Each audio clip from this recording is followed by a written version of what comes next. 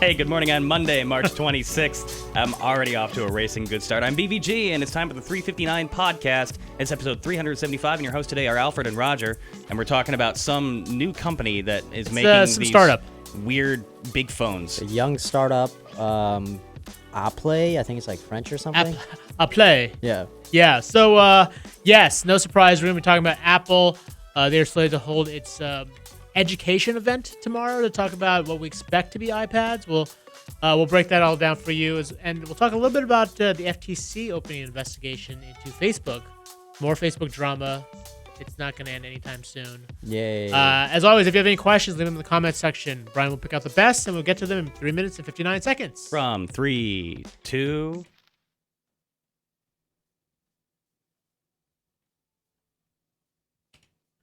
Welcome to the 359. I'm Roger Chang. I'm Alfred Ng. Apple's big education event is tomorrow, and we're expecting to see a new, cheaper iPad.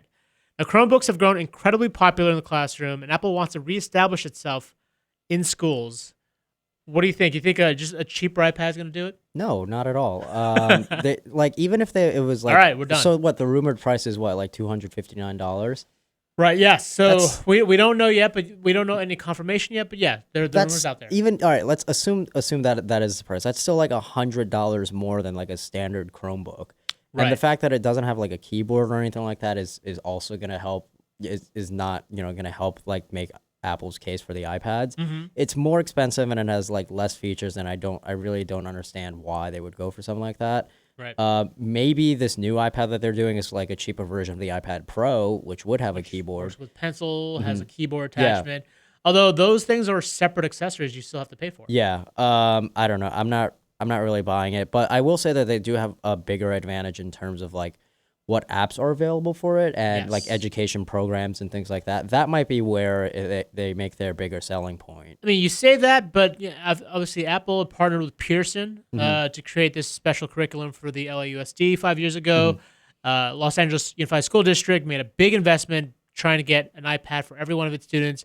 Turned out to be a colossal failure. Apple ended up having to pay $4.2 million back to the district as part of the settlement because it was such a complete failure. Because the iPads just didn't work, like the kids weren't using them. Kids weren't using them, or they weren't using them for education purposes. They were kind of locked down for specific curriculum. Kids figured out how to get around that. Basically, use the iPad for their own reasons.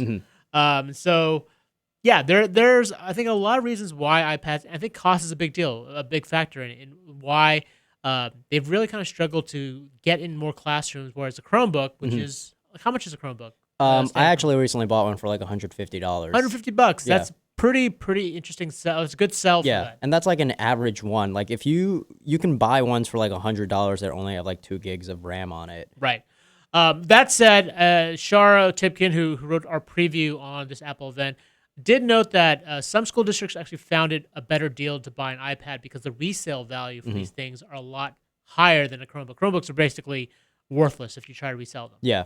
So, next up, the FTC has confirmed that it's opened an investigation into Facebook for the Cambridge Analytica scandal, which isn't going away anytime soon. Alfred, what are the details? Yeah, so they announced this morning, but it had been rumored in reports last week from Bloomberg and the Washington Post. This is essentially over a agreement that Facebook made with the FTC in 2011 that was basically mandating that Facebook users would have to receive notifications if like Facebook was sharing its data with outside firms like Cambridge Analytica. Right. Clearly, with the news that broke over the last 2 weeks, that did not happen. Right. And the FTC is now launching an open investigation into this. So, I mean, how bad is this for Facebook? I mean, we had Zuckerberg on last week to apologize. I think that didn't come off that great. No. It came out kind of awkwardly. So that and like their stock, like after this announcement, their stock plunged by like 5% or so. Right. Which let's not use the word plunge. I'm sorry, I don't cover. 5% dip is not a plunge, but you're right.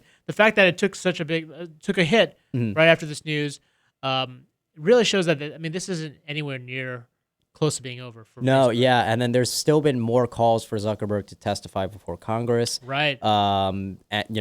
So yeah, I don't think this is ending anytime soon for Facebook. We've been talking about it a lot on this show now. Absolutely. For more on Facebook, Apple, and everything else, check us out on CNET. I'm Roger Chang. I'm Alfred Ng. Thanks for listening.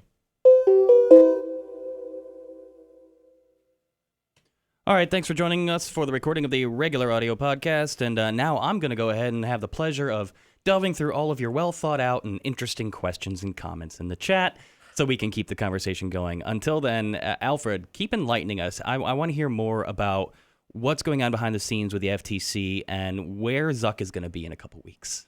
Well, Zuckerberg has talked about saying that he's willing to testify to Congress if he feels like he's the most important, like he's the needed voice for it. Right. Yeah. It was very hedged, and it's just kind of, it feels a little disingenuous because you're the CEO of the company. Like, the buck stops here. You should know everything you need, like there is to know. His about argument this is like because he's like the CEO of the company, he's not handling all the legal like procedures. That's why they would send their lawyers for something like that. Yeah, but it's I also, feel like that's also a little bit of that's like a smokescreen there. Yeah. Right? With the FTC investigation, I'm not 100% sure on what's going on there. Right. I mean, they just announced it like an hour ago. Right. But yeah, I mean, it could be a while before anything comes out of that. Yeah, I guess I don't know what other questions did we have. Well, I guess we'll take one from Mike Shaw right now. It's more of a comment. It says the one thing I do like about Apple is that they are much better about not selling all my data. That's an interesting thing to think about now. Is more culpable, who is more to blame these days, and who is safer than the rest. I wouldn't say it's necessarily blame, but you do have to look at how companies use your personal information. And then Apple has made this point to its favor. And in fact, Tim Cook had talked about this over the weekend about sort of doing a better job of protecting your data. Apple makes money when you buy its products, right? Yep. Or if you buy its services, it doesn't market to you. And so its argument has always been the data is valuable. The data is not valuable to us like it is for Google, which uses that information to cater advertising. Cater advertising to you. So, the common refrain is always, if you're not paying for the service, like if you're the service, you're the product, basically. Your information is how they make money. Mm-hmm. That's why you see things like what's going on with Facebook right now. So what you're saying is it's entirely likely that a company like Apple is more interested in keeping your data safe so that they can further abuse it internally, rather that than is not what I'm No, saying. That's absolutely not what I'm saying. They don't even do that, because if they were abusing your data internally, then Siri would be much smarter. Wow. I mean, that was a low blow. That was a good double burn. Let's take another question from Danny Green, our old buddy Danny Green. Are the iPads more secure than the Chromebooks and Android tablets, or are they about the same? So they're good question. much more secure than Android tablets, because as your iPads are about as secure as your iPhones are, and because they're both using iOS, and iOS is usually like the hallmark of security among like researchers and experts. Yep. Versus Chrome OS, I would make the argument that they're about the same. I'm actually doing a story on that. Yeah. I would make the argument that they're about the same level of security, but the difference is you're paying like $320 for an iPad as opposed to paying like $150 for a Chromebook. Yeah, so let's go ahead and ask this question. Is that investment worth the alleged security? Is that what you're paying for? No, on the surface, you're paying for flashy... Well, you're not necessarily paying for security, though. That's the thing. But to you as a consumer, where you inherently spend more on an Apple product, and now knowing that there is a modicum of increased security to that, is it worth it? Yeah, but I would think about it more so in the sense of not buying it for yourself, but buying it for somebody else that you don't want to have to worry about. I think that's why they're so popular among students, especially because they're Chromebooks and they're cheap and they're kids. Yeah. In the sense like this kid, all right, if my kid is going to break something, like, do I want them to break this $300 iPad, or do I want them to break this $150? Yeah, I mean, and I think that's the thing. Plus, I think Chromebooks are generally they're a bit more durable than iPads. Yeah. Unless you've got like a really thick case over it. But I think I think cost is the reason why Chromebooks end up winning out more often than not, right? It's just exactly. It's like it's not disposable, but you're not going to be heartbroken if you break that versus that iPad. I usually, anytime I go to like a security conference, I usually ask for a Chromebook from the office, and like I just like have it like completely wiped before I go, and I completely wipe it when I come back. Because like that's like a pretty like useful security feature on that. That is nice. Yeah. Let's pose this question. If you're out and about, no, I'm going to rephrase that. As a consumer, or as a manufacturer, let's say, what are some of the lessons? And we're going to get called Apple fanboys in the chat, so go ahead and bring it on. What are some of the lessons that some of the other manufacturers can learn from Apple? What are the features that could be taken away to increase security? I want to point out that Siddharth points out that iPads are more secure because they contain 256-bit AES encryption. What are other elements that could be better for devices out there to... I mean, I think it's tough for anyone else to kind of replicate that, Chrome OS being kind of an exception because Google owns it. But it's the fact that Apple owns the entire ecosystem. They lock down the software, the operating system. They own the hardware. They basically control every aspect of the product. That helps make it more secure. If you're working off of an Android computer or a Windows laptop, or even frankly a Mac, they're more open. You can do more things with it, and whenever there's more flexibility and freedom with your device, downloading whatever programs or apps you want from wherever, that's where there's a much higher element of risk.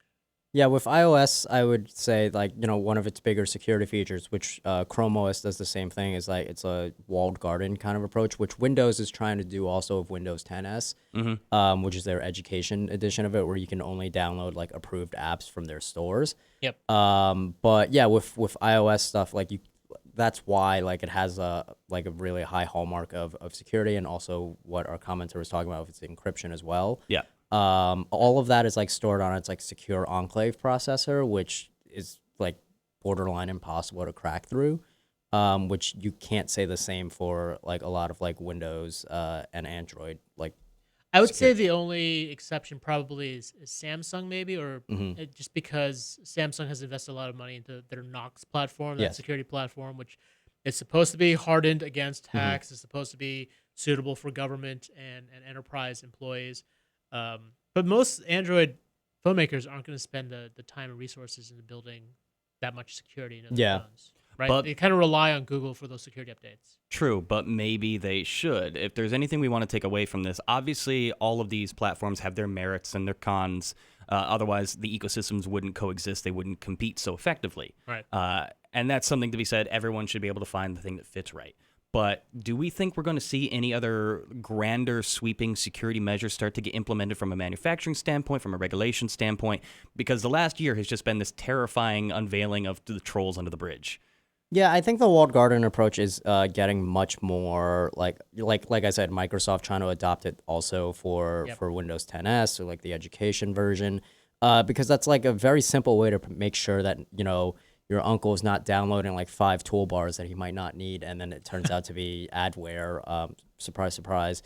Wait, so there's devices out there now that will stop somebody from doing that, because that usually involved me taking a 500 mile ride back to my parents' house and slapping their hands. That's what Windows 10s is, basically a lockdown version. You can only download apps from the Microsoft App Store. And that's the big advantage on Chrome OS too. You can't do that on a Chromebook. Well, again, natively, Apple restricted you from, at least in the last couple of operating systems, they restricted you from downloading any apps that weren't verified by the App Store, unless you actively went around and deactivated You're talking about for that feature. iPhone or? Well, I'm talking desktop, and I don't. And, no, the App Store. Even for Macs, you still have to it's pretty easy to just download whatever from the internet with a Mac. Yeah. If you try hard enough. But as far as making it available on Front Street, Apple did shine in that regard in restricting you from. They police the App Store, and when it comes to installing software on a MacBook, you had to actively go out of your way to allow unverified. But the thing is, on an iPhone, you can't allow unverified. Yeah, that's the thing. at all. With a Mac, you can just click, or you can put in your password. I want to download this. You have to take an extra step at least. Right, but as Alfred said, with an iPhone or an iPad or Windows 10s or Chromebook, you can't. There's no option to do it. Got it. Yeah. I think it's very interesting to see how many of these companies are becoming a little more amalgamous. Is that the word I want? I mean, the argument against this closed ecosystem though is that you don't have as many options. I can't get Photoshop on this thing or something like that. But I think what Apple and Google are trying to do here is essentially we're giving you all the options that you need, that you would use the most. Yeah, that is. I mean, I get that counter argument. There are a lot of apps that aren't available on certain app stores that I need, right? Yeah. Especially for Windows 10s, which is a little bit less mature than the iPad or the iOS store. or Wasn't the like Apple around the beginning, like when they first announced it, like you couldn't get Chrome on it, like you had to use Microsoft Edge Store. Yeah. because it wasn't an approved app for like Yes. a decent amount of time. Yep. Yay. That's the biggest argument against closed ecosystems, Yes. though. Like, it's good for security, but it's also like, It also what is the point of it having the can- security if I can't do what I want to and do? the company can be heavy-handed about what apps you Yeah, can or can't yeah. use. Here's a fun question from Coogan. I couldn't ignore this. How do current security solutions in smartphones compare to BlackBerry days? Well, I mean, it's such a different. It's I don't know if that was a joke or if he wants a serious answer. Because if he wants a serious answer, like the old BlackBerry network, it ran on its own network, which is why it was more secure. But of course, you couldn't really do that much. You could download some apps out there, but it wasn't really. You couldn't do all the things. Back to the Yeah. argument about being able to do all the things you want to do. I think that's even more important nowadays with your smartphone. And BlackBerry just couldn't compete. That's the thing. Like, it's super secure, but like you're gonna be playing Brick Breaker all day, and that's Yeah, it. no users You are know? gonna. It wouldn't survive in this current climate Right. at all. Well, it didn't. That's the whole there thing. you go. Yeah, also, BlackBerry still likes to go around today and say they have the most secure Android phone, which I would say Samsung would quibble with that argument. I would also say, yeah, it's a very untested claim. Like, yeah. there's not, it's not like they have like an award show for something like that. Like, it's not, like, I don't know. The Android Security Awards. Yeah. But yeah, I would say that app security for like current like mobile phones are pretty decent today if you're careful of what apps you're getting, because like it's not like I said, like on iOS stuff, you can't download specific software on it, so like it's really hard to get a virus on a phone in that sense. But the way that like they're like infecting phones now is like using apps that like you don't really think are doing anything bad, and it'll ask you for all these permissions, like, hey, if you want to use this flashlight app, you also have to give us your phone number, your address. What like, app? Like there was this random. Like, yeah. He just there was this issue a few months ago where there was it was like a normal app, like a flashlight kind of thing. Like you just use it to turn your light on or whatever. Got it. And My mind went to a bad place. the thing is that it had all these permissions that you had to give to it. It was like, oh, it's tracking you by GPS. Also, it knows what calls and text messages you've been making. It was basically somebody was using it to spy on people. Yeah. But they marketed themselves as like a flashlight app. It's kind of like Facebook's permissions on their app. What permissions? Are you serious? Well, if you look at our colleague Shar did publish a story on Saturday looking at some of the legacy apps that Apple and Samsung had on Facebook. I think for Apple it was iPhotos, iMovie, Aperture. For Samsung it was like the Galaxy S4 app, which I found out was still on my Facebook profile and still had all these permissions. It could theoretically look into what I was doing, my friends' preferences, what they were doing, GPS, all this stuff. We talked to Apple and Samsung. They said that they'd never actually collected any of that data. They just had that. But the fact that it was still sitting in there, like in this weird, like this kind of zombie app sitting on my Facebook profile, was a little bit, Because you have to give that permission to use Facebook on your like phone, right? I think that's what happened when I logged into a GS4. I had to basically give them Facebook permission. Yeah, I don't have the Facebook app on my personal phone, but it doesn't matter. They shut it anyway. down years ago, but the fact that it's still there is it's still worrisome, right? Yeah. Oh yeah, I was looking through my apps on. There's a lot of. I still have.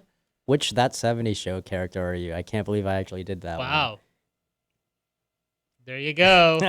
We're almost out of time. Cheers to Ricky Brito that says, my Nokia 3310 was super secure. There you go, man. If you And- want to go ultra secure, feature phones, man. Get off the data grid. That's right. No data. No data at all. From Scott Myatt, this is probably a good way to kind of close things down. If that was a real award, what would you say was the most secure device? Like all phones together? Didn't you say something about an Android award a few minutes ago? Oh, We said the specifically joke. Android, which I don't know who I'd give that to be honest. Yeah, that's the thing. It's hard to tell. I mean, Samsung makes a big case for it. BlackBerry. Are there any other? Oh, what's Google what? with their Pixel Google. phone. Well, aren't there? Isn't there? There's a couple of other security first phones. Right? Yeah, but those are like specifically modded for like other Yeah, things. yeah. There was a Is there's the a black just phone? Something like that. The Yeah, black there was phone, a Justice Department announcement last week where somebody got arrested like for dealing in that stuff because he was like selling specifically to drug dealers. Oh, yeah, They like yeah, yeah. modded specifically so that Yes. like you can't be tracked. No. But there are actually phones that security firms have like modded Yeah. into being more secure than others. But Mhm. those aren't phones you're gonna be buying. Yeah. So yeah. All right, just to bring it around full circle before we do shut it down for the day, what kind of security features do you think are going to be on the table for this alleged new iPad that's going to be unveiled tomorrow? What essential parts of this for kids can we speculate on? I mean, I think it's gonna have all the same security that iOS does. I don't think they're gonna make a special OS just for okay. like, They're their not going to iPads. talk about security. I mean, it's really going to be talking about how it's going to be used in the classroom, education type programs. So did they all come? Maybe they should add like physical security to it where Well, that's what I'm saying. know, Do they all it's come like, fit with like a rubber bumper on it? Yeah, Because and kids like drop know. stuff. it's like paint proof or something like that, so kids can Maybe, like their paint on it. we'll see. Well, anyways, the event. We're going to be. It's an FYI. Yes. We're not going to be here tomorrow because the Apple event is roughly around the same time, and we're all be heads down covering it. But we will be back on Wednesday to break it all down for you. For the regular 359 show. Until then, make sure you tune in tomorrow at CNET on live stream and YouTube and Periscope and so on. And we'll have Jeff and we'll have Bridget and we'll have Dan Ackerman and Scott Stein and Lexi out in the field. And we're all going to talk about iPads. And it'll be a lovely time. That'll be tomorrow starting at 10:30 a.m. Eastern Standard Time. Yep. The event starts at 11, but the previous show will start 10:30, right? Correct. So please Awesome. join us and we look forward to seeing you there. I'll be pushing the buttons there as well. There you go. All right. If you liked anything you saw or heard here, check us out on CNET. Our podcast is available on iTunes, TuneIn, Stitcher, Feedburner, Google Play Music, and the Amazon Echo. See y'all tomorrow. Or Wednesday. Sorry. See you, everybody. Take care.